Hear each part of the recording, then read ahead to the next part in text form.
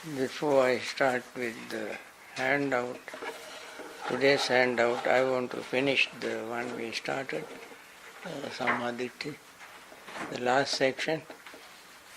It is, Sammaditthi is not here in the, today's handout, but we started last year, so we spent almost a year. So finally I decided to conclude it today. My voice permitting. Bhante, sore throat? Sore throat and sneezing and tired and so forth, but I just want to finish this today.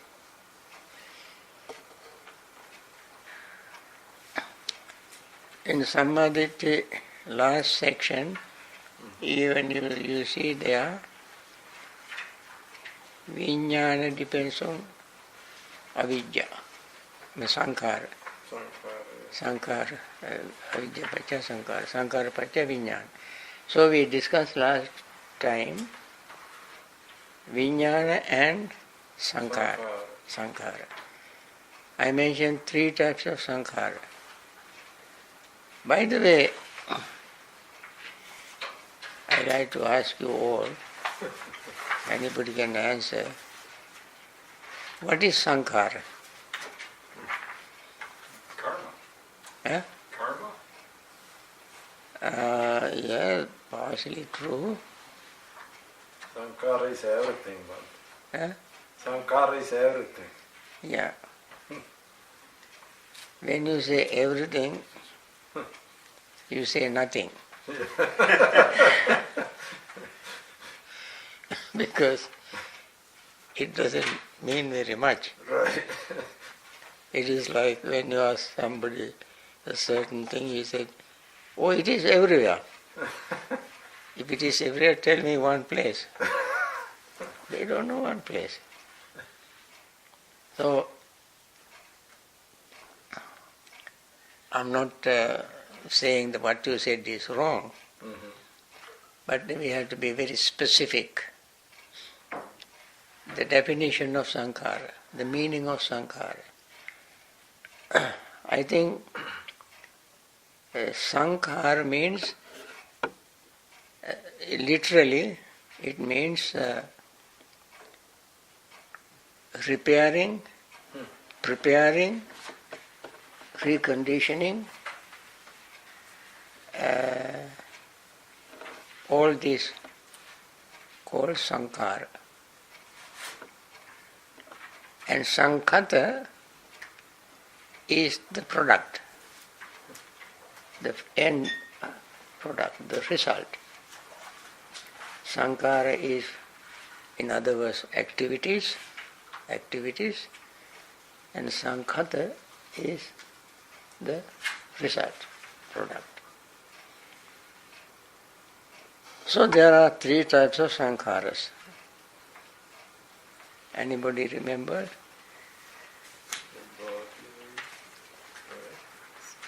Body, Speech, mind, thought, Body, speech, mind. They are called, body sankhara is called kaya sankhara. Verbal is called vachi sankhara. Chitta is called mano sankhara or chitta sankhara. Now, what is chitta sankhara? the mind is chitta. Mind is chitta, but chitta sankhara? Anything that is conditioned from the mind or formed in the mind? No. No. You have not memorized this. When we learn, we have to pay attention. That's called sotang odahati, pay attention. And then Sutta Dhamma Dhareti, when you learn something you have to memorize. Then what you have memorized, you have to examine. Datanandamanang atthampa parikkati. When you memorize something, use that memorized material for your thinking. You think about it. Think. Asking question, is it right? Is it right? What is it? What is it? Then panya, wisdom arises. When you examine, you become more and more wise. If you don't examine, you remain dull. So the Buddha's message is keep examining, questioning. Anyway, Chitta Sankara is Sanya Vedana. Sanya, perception and feeling. Perception and feeling reconditions our mind. When we perceive something, then mind begins to think.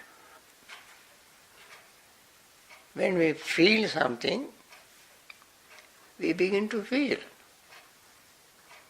And therefore, mind becomes active. Okay. Sorry, I have a question. When you talk about Vedana, is it emotional feelings or is it sensory perception feeling? What kind of feeling? All right, you get into another complicated area. Now in Western psychology, feeling is mental and sensation is physical. So you break them into two groups. In Pali language, there are no two such words for both feeling and sensation, psychological and physical.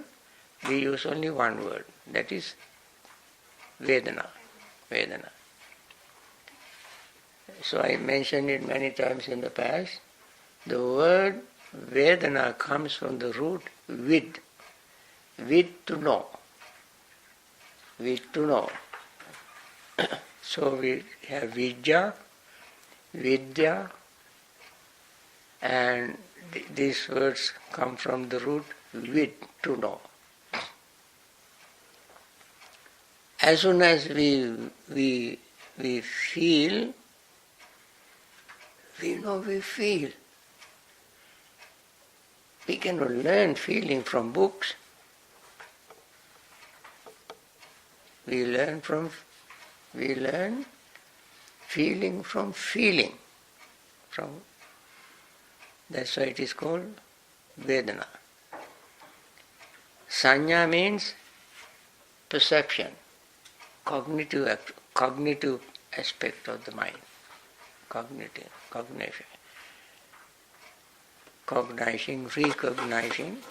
Recognizing, all this called Sanya. And that is one Sankara. That is called Chitta Sankara. Chitta, Mano, Vijnana, these three words are used for the same thing, for three functions. They are synonymous. Chitta means varieties. Mind has so much possibility for a variety of things. Mano means thinking. Vijnana means knowing. I gave the simile last time for Vijnana. The difference between Vinya, Sanya, Panya.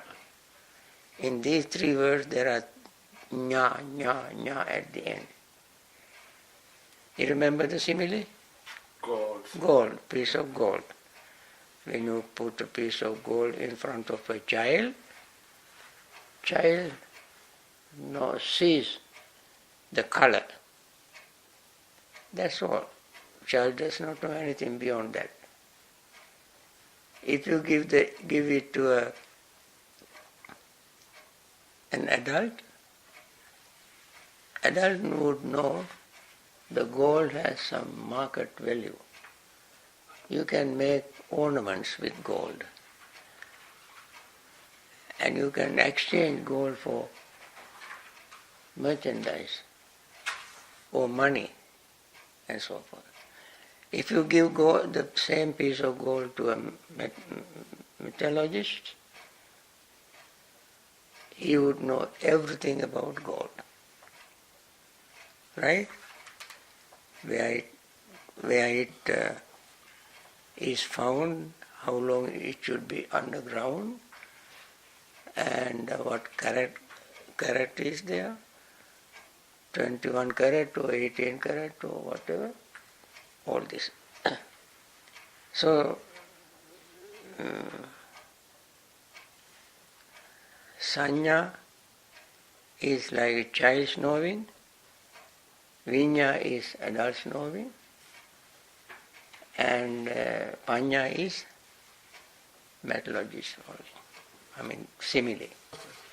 Anyway, chitta sankara means, what is chitta sankara?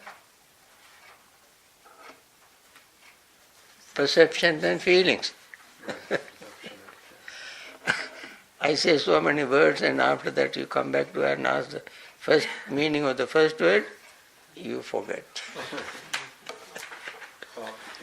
Complicated. Very complicated. You complicate. It is not complicated.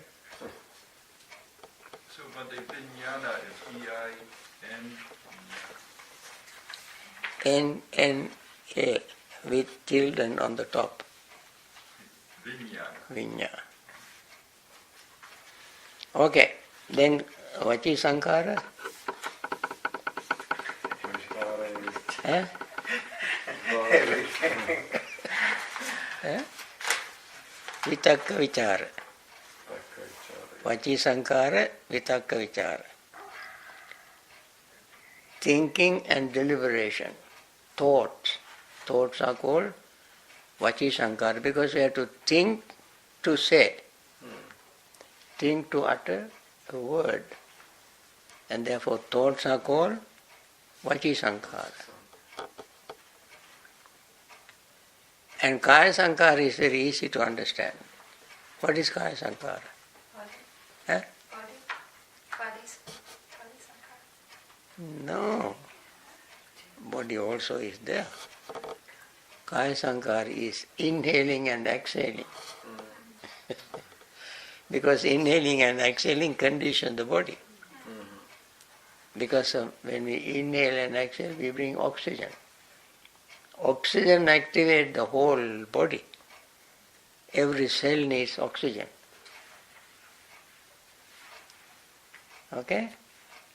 So Kaya Sankara is inhaling and exhaling. Vachi Sankara means thoughts. Chitta Sankara means feeling and perception. Anyway, now this Sankara arises from Avidya. Avidya Pacha Sankara, you can see the chart here. Ignorance. That you might think is the end of whole cycle.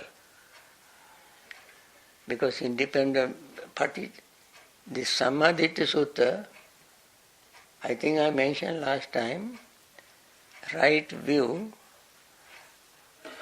Venerable Sariputta explained in terms of dependent origination. Dependent origination, he explained in terms of right view. So he interlocked these two,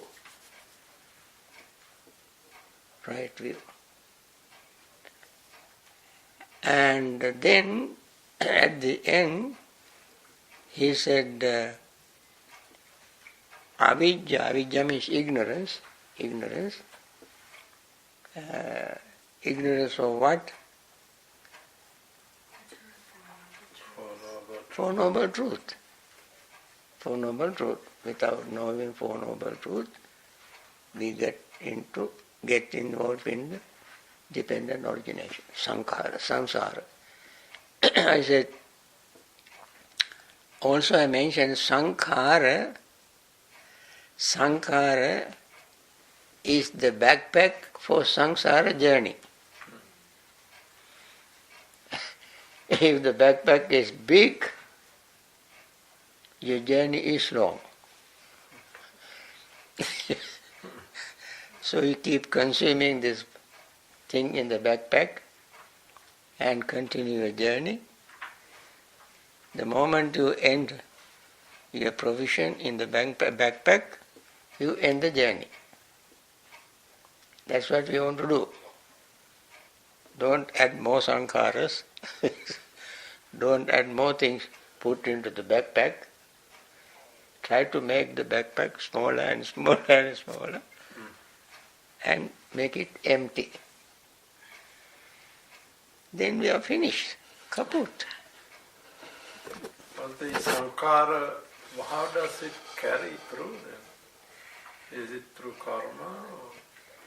I think I mentioned sanya, vijnana is seed, karma is the field, craving is moisture.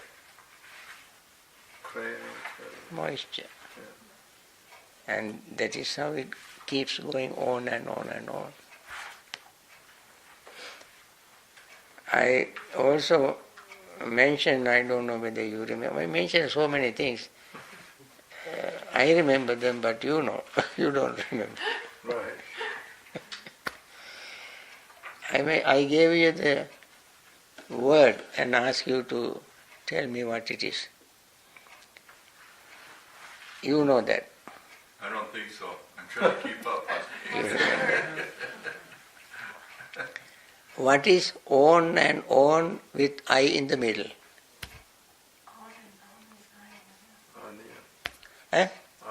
Onion. On and on with I in the middle. On, one side on, is craving. The other side on is ignorance. I in the middle is soul or self or ego. Our ego is in the center. This side greed, this side ignorance. Ego is the child. This child does not have a gender. This child doesn't have a gender. If the child is born between X and X, child would say, I'm a girl.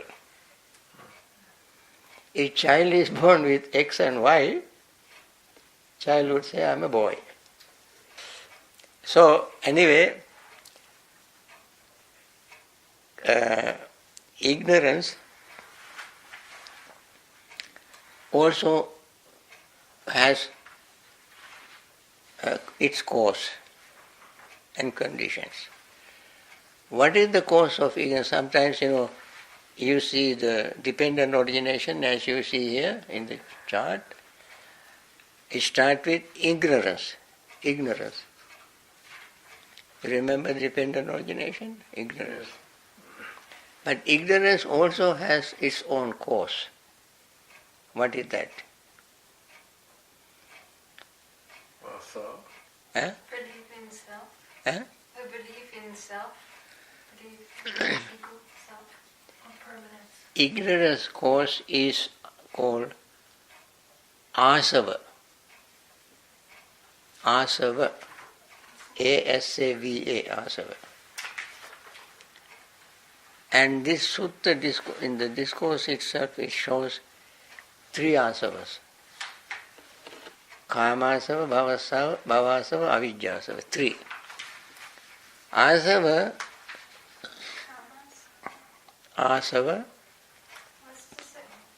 in Sanskrit called ashrava. Asava or ashrava means something that you have brewed. You brewed. When you brew something for a long period of time, it has a very, very great power to give you a big kick, like beer, whiskey,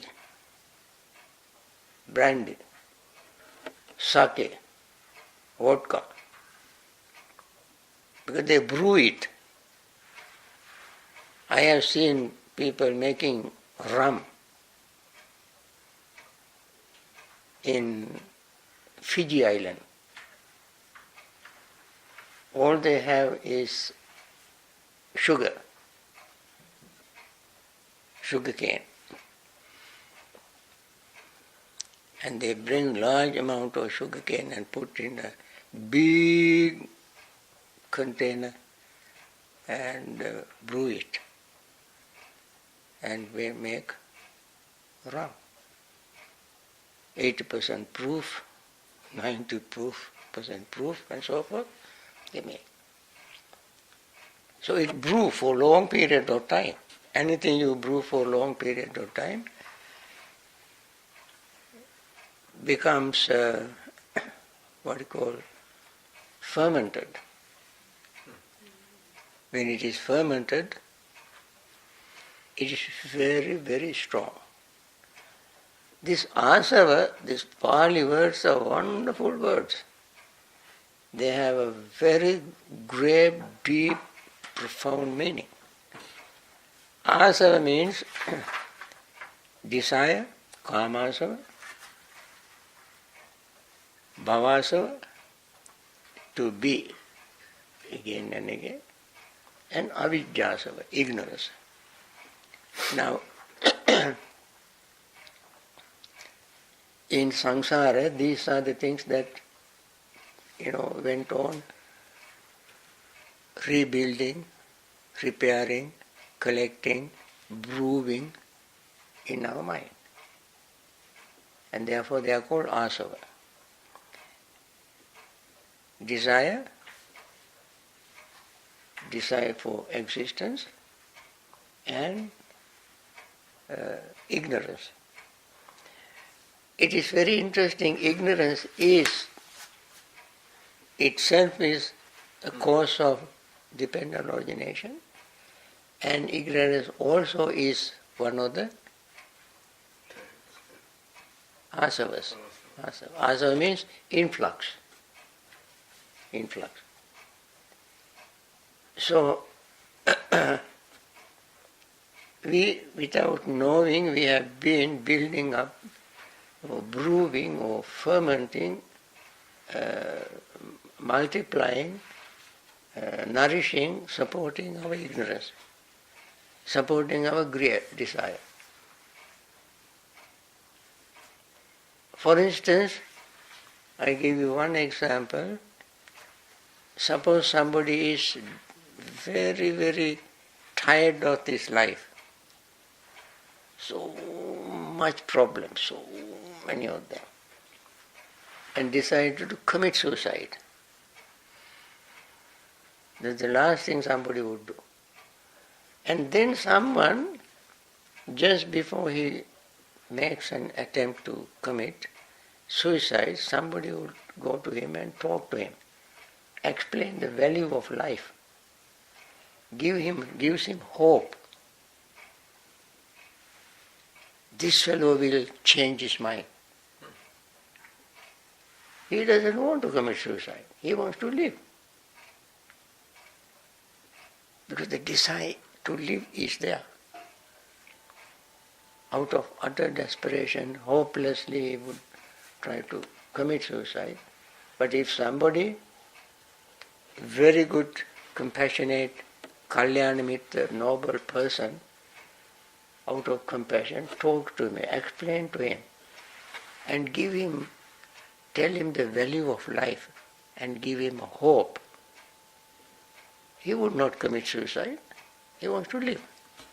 Why? The desire to live is there.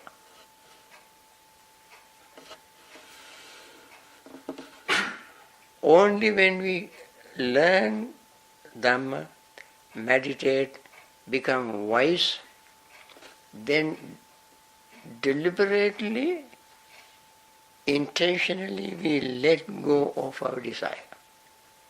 It must come from wisdom, understanding,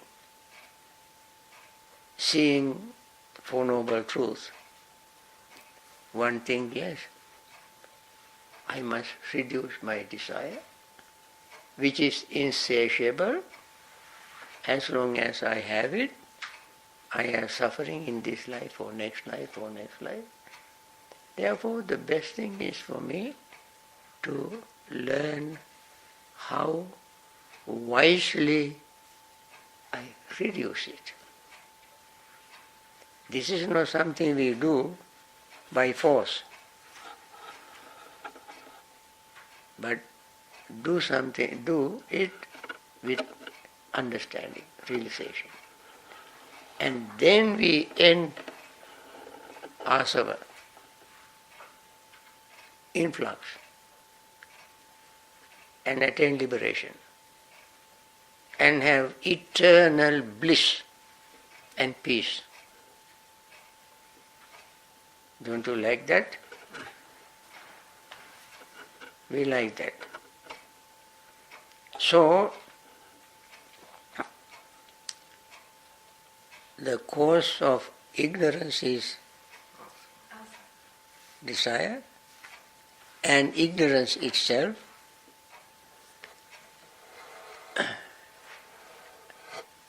and desire for existence.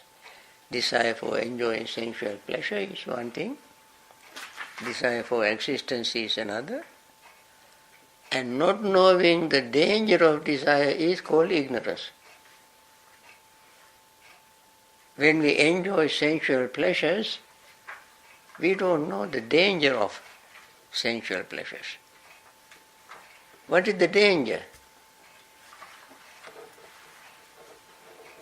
Not we are going to put in a jail. Extend samsara. More craving. Clinging. More craving. More craving, plus Impermanence. impermanence. Desire is impermanent. Anything you get is impermanent.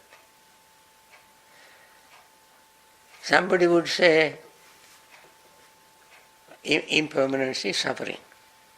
Somebody would say, well, I'm very sick and I get well. The sickness is impermanent. Does this cause suffering? Because I can get well. When I get well, is it suffering? No. But is wellness is permanent? Then we get ill again. Then we get well again. Ill and well goes on and on, yo. See-so. Never ends. Therefore, impermanence is always impermanence causes suffering. So we try to understand that. So this is the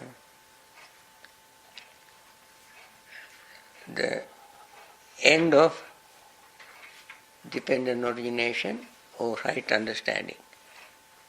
Not yet, not completely end. Complete end. This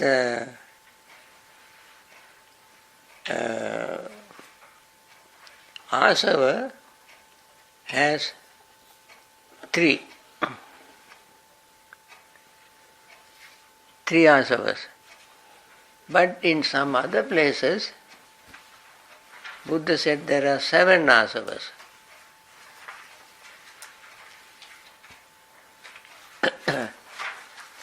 Now I am going to mention those 7 asavas.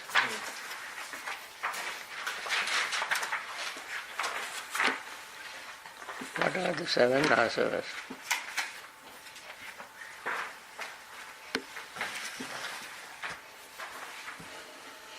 Seven asavas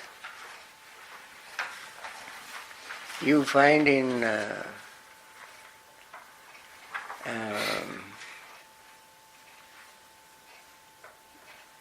Madhupindika Sutta in Majjhima Nikaya, and you can find it in Anguttara Nikaya. Let me tell you, Anguttara Nikaya, 7 underlying tendencies, or asavas. They are asava, desire for sensual pleasure, this is called kama asava.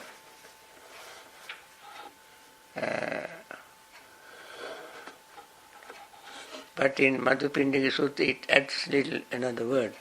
Kama raganusaya. Then hatred, patighanusaya. Then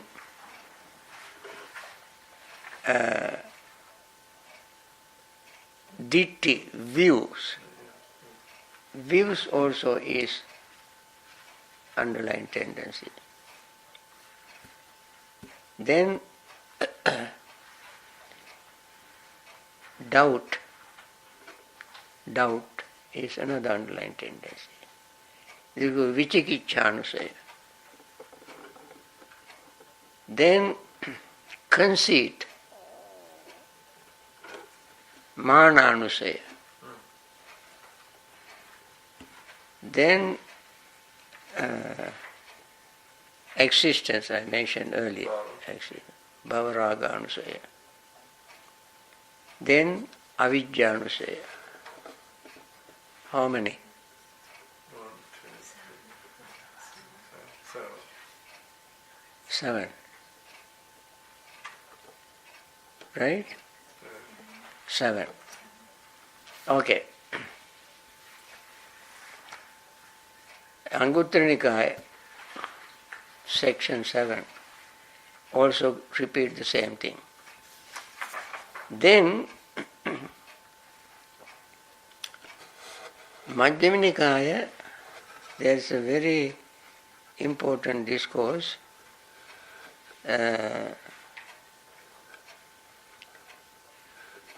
Very interesting because Majjhima Nikaya discourses are arranged long, short and so forth. First discourse in Majjhima Nikaya is Mula Pariyaya Sutta, root of all Dhammas. Root of all Dhammas is the first discourse.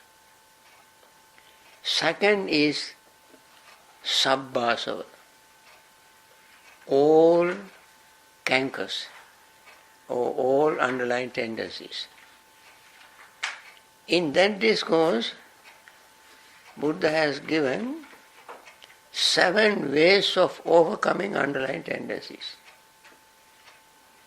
It is very interesting. There are 7 underlying tendencies and there are 7 ways of overcoming underlying tendencies. It doesn't mean that for each underlying tendency there is one way of overcoming. But he described how to overcome all of them by using 7 ways, 7 methods to overcome all of them. Okay.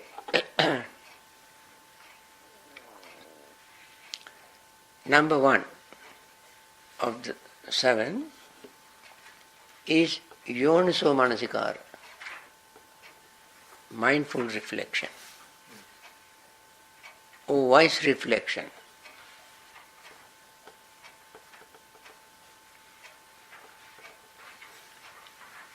Buddha said when we do unmindful reflection, unarisen underlying tendency can arise. When we do unmindful reflection, unarisen influxes can arise. Whatever wholesome mental state is there, it will vanish because of our unmindful reflection. With mindful reflection, whatever unwholesome tendencies are there, that will vanish, fades away. And second way is parivajjana, is called avoiding. We don't let them enter our mind. Prevention.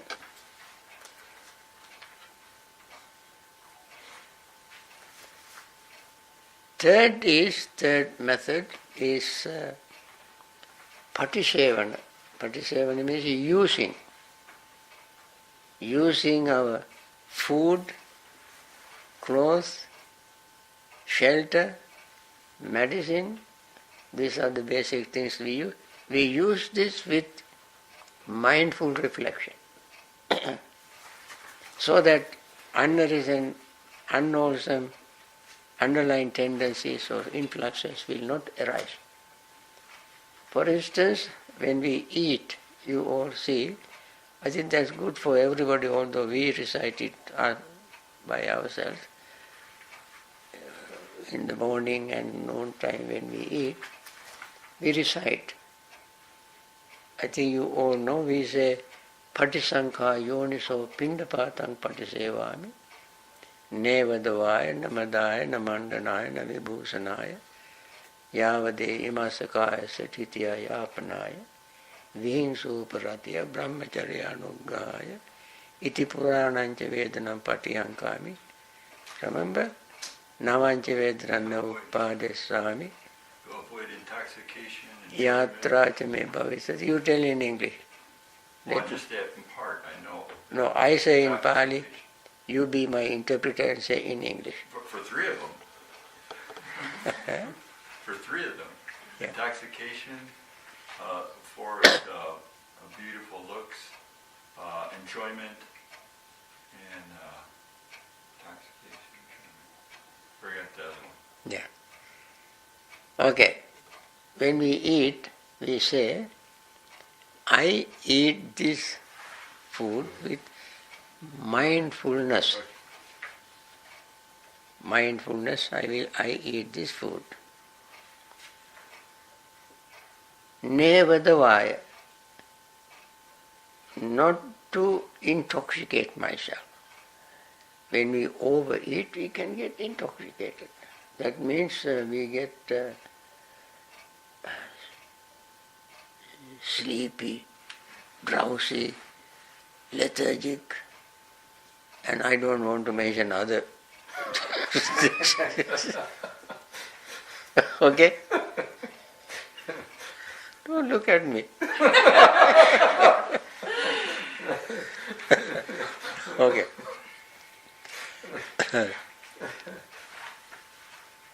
Oh, not for that.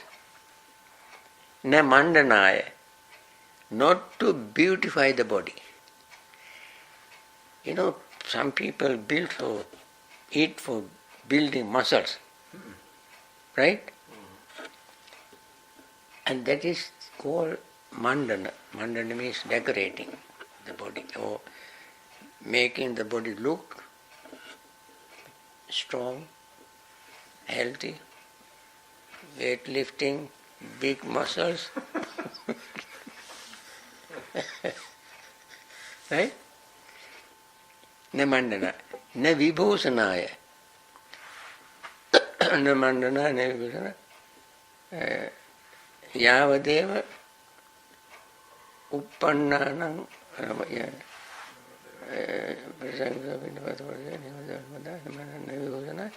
yavade imasakaya se titya. In order to maintain this body, we eat. maintain this body for us, imasakatya yapana vihinsu pratya. Vihinsu pratya brahmacharya anuggahaya, meaning in order to make our practice or follow the Noble Eightfold Path, in order to follow the Noble Eightfold Path easy. Their brahmacharya means not only celibacy, but following the Noble Eightfold Path, which applies to anybody, lay or monastic.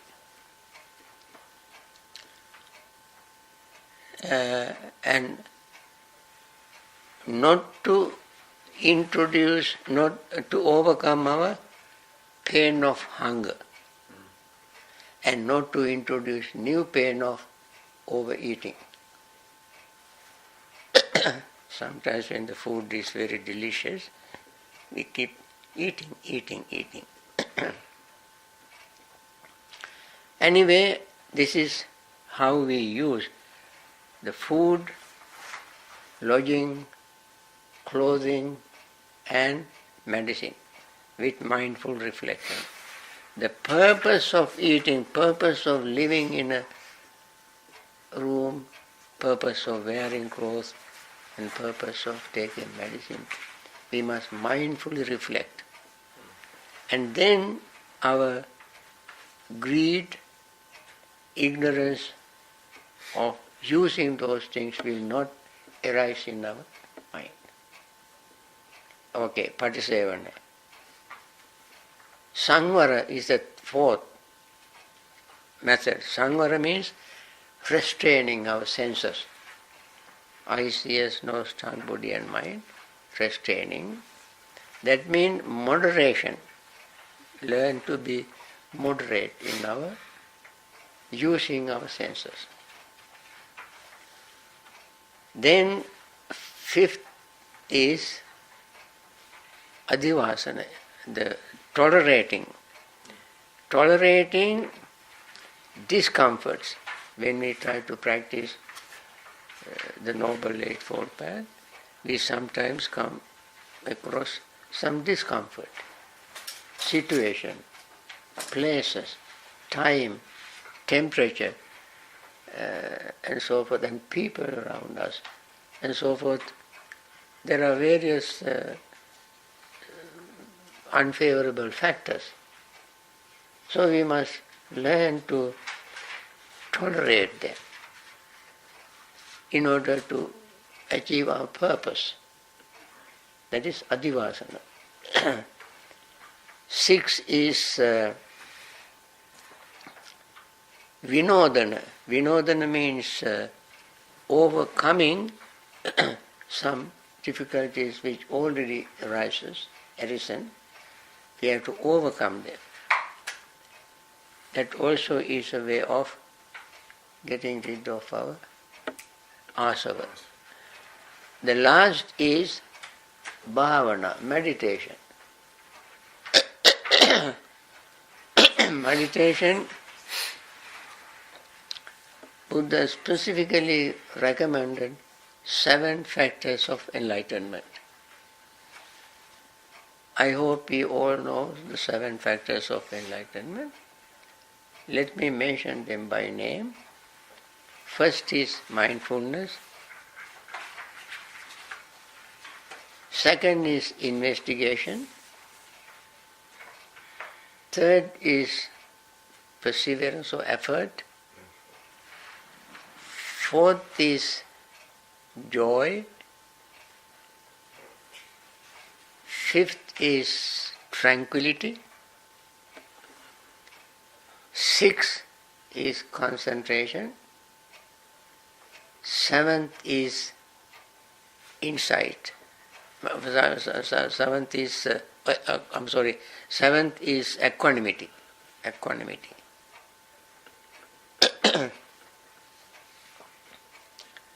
These are the 7 factors of enlightenment. Now,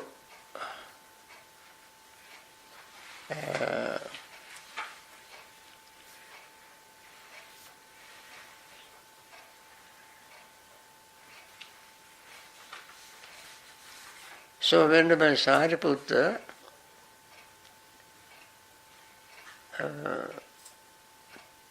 picked up only 3 of these.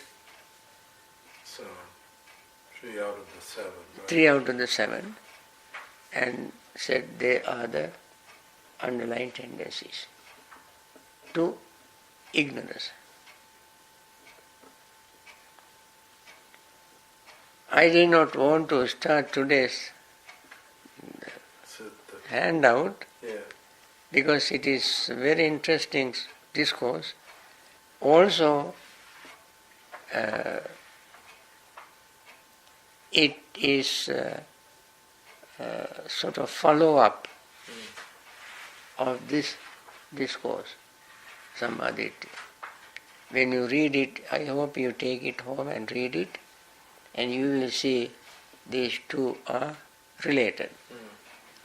I made it with Pali because our purpose also is to learn Pali, and you read it, and next time, perhaps next week we cannot have because of the retreat, week after that we will have the class. I think, friends, you can hear my voice is not very pleasing to you.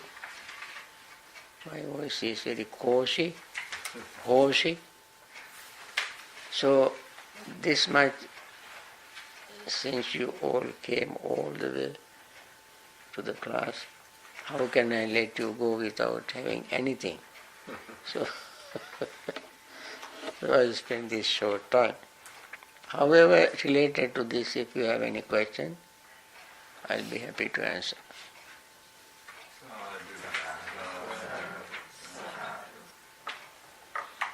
I'm tired because I traveled last night, I came back. And these people dropped me in New York and came back. And the weather was bad. Yeah? The weather was bad. Yeah. Rain. Huh? You ran into a lot of rain, Bhante, right? My driver was so patient. I mean, for about an hour, we could not see the road. So heavy rain. Bhante, what did you go to New York for? Hmm? What did you go to New York for? That is very interesting. I have a friend, monk. He's only 1 year younger than me. He's been sick for a long time. Now he even cannot get up from his bed. And now he cannot talk. He moves his lips but voice doesn't come out. Tube fed.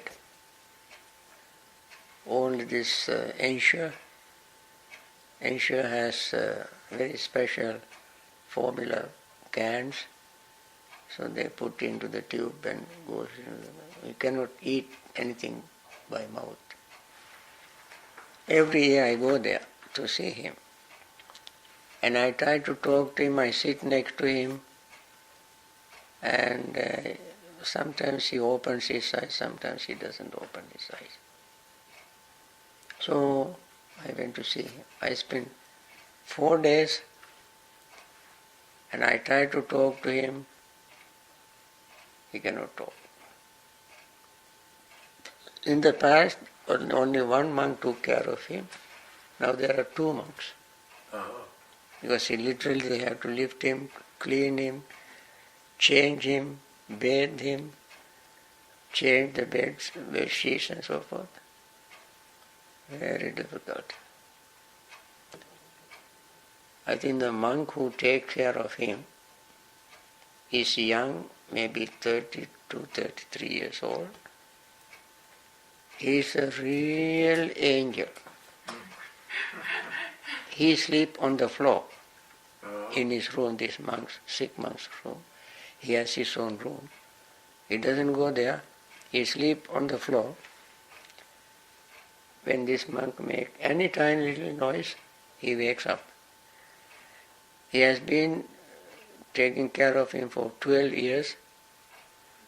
He has come to 12 years ago, he came to this country. Never been out of the temple.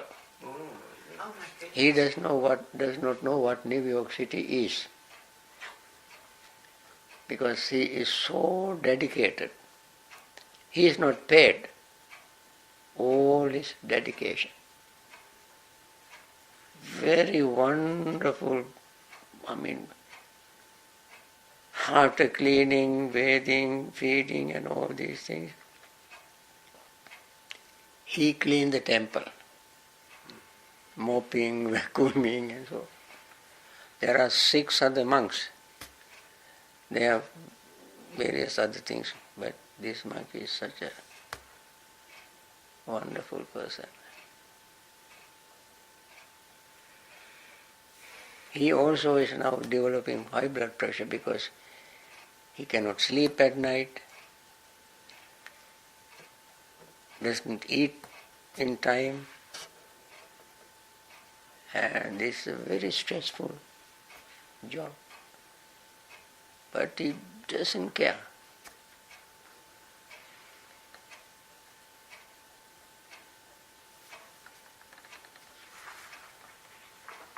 Anyone have any questions?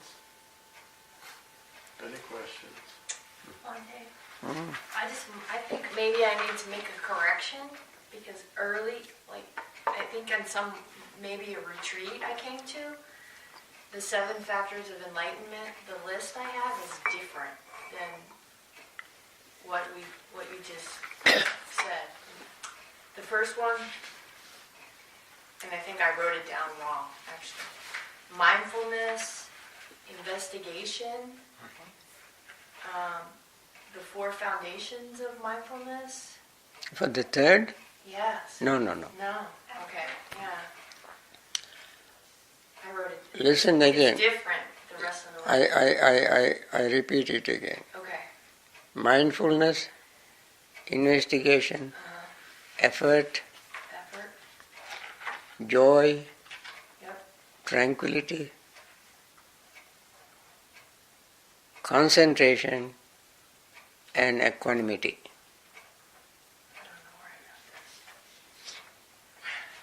Bhante, those are in Satipatthana Sutta, right? Right. In Satipatthana, in Samyutta Nikaya, there is a Yeah, we studied that in the last year when we did the Satipatthana Sutta.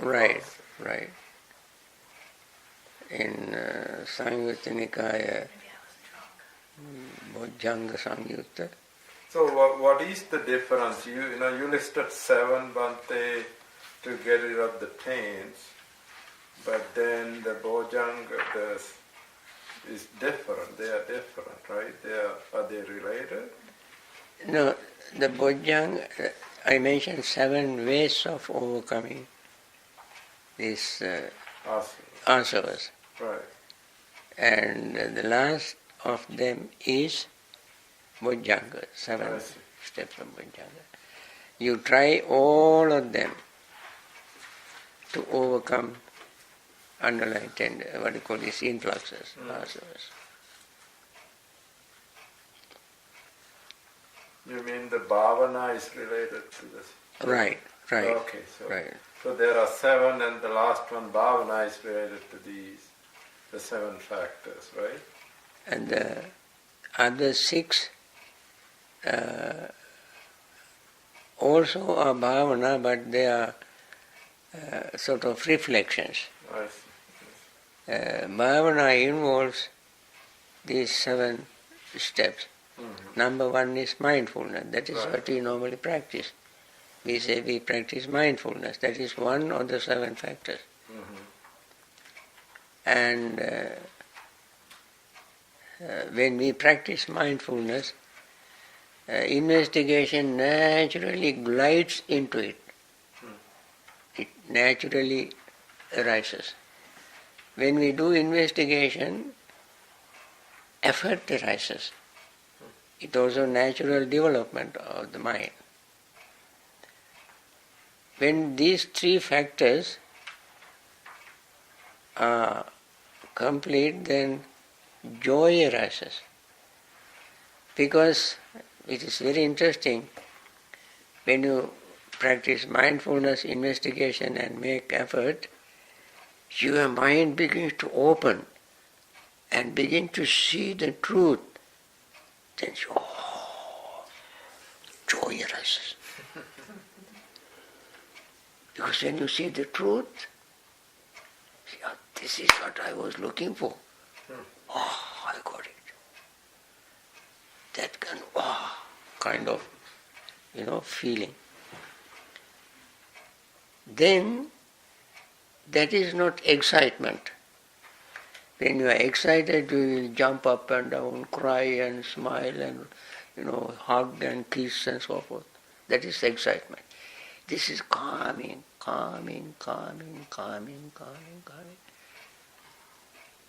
Then get tranquility. Body and mind become so calm, relaxed, peaceful. That naturally makes you concentrate. When you have concentration, you see things exactly as they are. And then the mind becomes equanimous. That is the last one. Sorry, Bhante, but don't you need concentration in order to have investigation? If the mind is not concentrated, you cannot investigate properly. When you concentrate, you cannot investigate, but it's a very good question. When you investigate, your mind becomes active. Concentration will not be there. When you gain concentration, you don't investigate, but you will see what you have never seen before. That is the time words becomes a nuisance. Thought becomes a nuisance. You don't want to think, you don't want to use words. You just see it as it is. And therefore, When you say investigation, that's the same as vipassana? Is seeing the three natures of things, anicca, anatta, and dukkha? That is vipassana. Yeah, that's That what is. you mean by investigation? Very good. Investigation is asking, is this permanent or impermanent? Is this satisfactory or unsatisfactory? Is this pleasure or pain? Does this have a danger? Like that. That is how you investigate. And that is the follow-up of mindfulness. You see?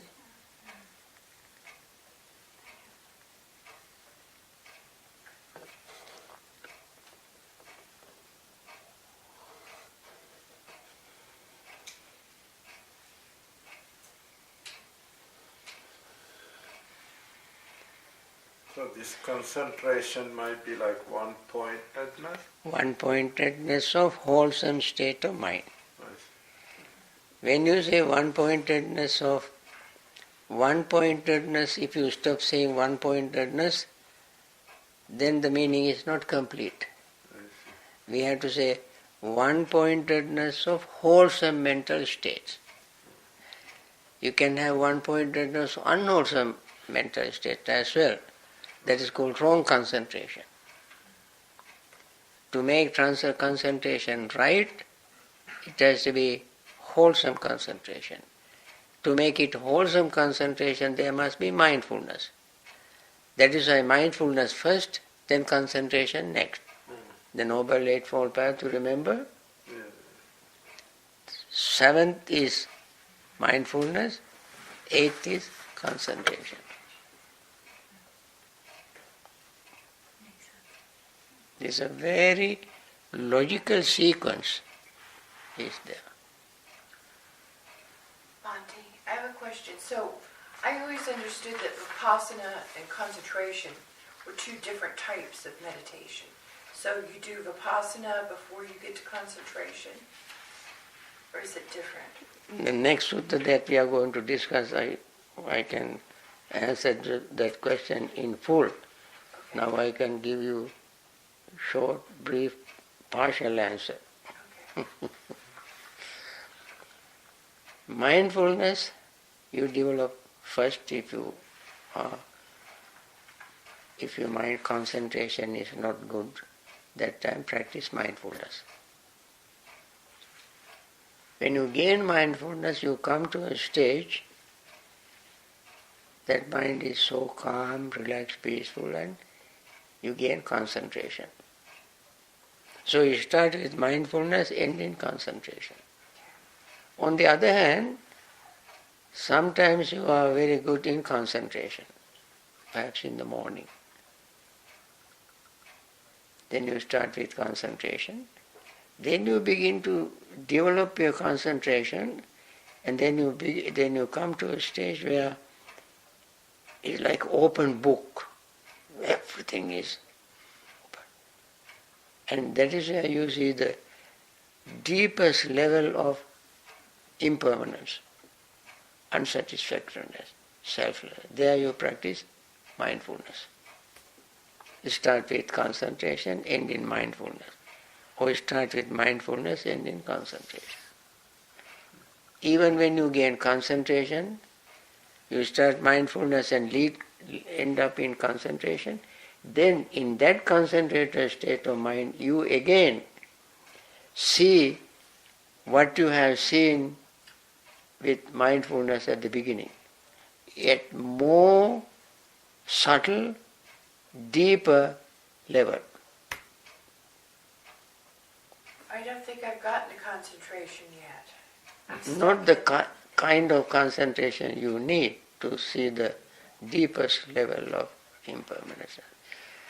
Anybody can gain certain degree of concentration, but they have to develop it by repeating it again and again and again. Then that concentration is called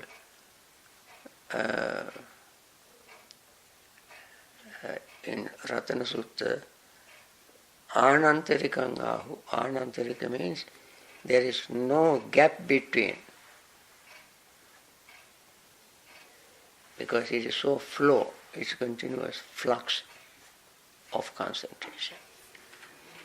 In Ratana Sutta you see, you remember Anantarikang Ahu? I had to recite the whole sutta to come to that level, that word, to find the place where the word occurs, but I remember the word.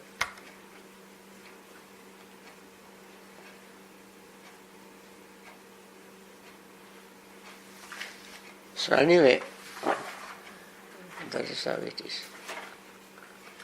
Thank you. Thank you.